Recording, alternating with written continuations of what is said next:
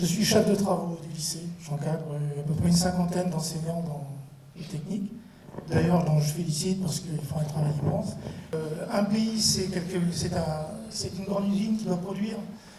On parle de balance commerciale, vous êtes d'accord avec moi que si le pays ne produit pas, automatiquement nous sommes en déficit. Je pense que c'est un sujet d'actualité. Alors, où en est-on de cette réforme des sciences et techniques industrielles que nous attendons depuis longtemps? Je ne comprends pas pourquoi ça reste encore dans les tiroirs. Je pense que c'est certainement quelque chose de très sensible, mais bien sûr, je m'adresse à mon ministre, à M. Xavier Darcos, qui va se faire un plaisir de nous répondre. Vous savez, nous sommes très en attente de cette réforme. Elle est très importante.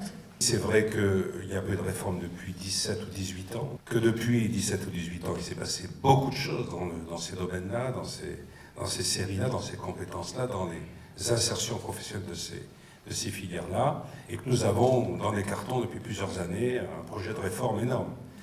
Donc la difficulté, ça a été de savoir si les séries technologiques devaient continuer comme c'est le cas aujourd'hui de verser plutôt vers les filières générales, ou s'il fallait plutôt qu'elles versent vers les filières professionnelles, vous savez bien. Et donc c'est plutôt ce problème de positionnement, de situation entre le professionnel et le général qui a fait la difficulté de la réforme des séries technologiques. Alors je pense en effet que c'est une priorité. Dans tous les rapports que nous avons, aussi bien celui que prépare actuellement la commission parlementaire que dans les préambules du travail que fait Richard Descoings, il me l'a dit, ce dossier apparaît. Et évidemment, dans la réforme que nous proposerons, il y aura une réforme lourde et favorable pour les sciences et techniques industrielles, c'est évident.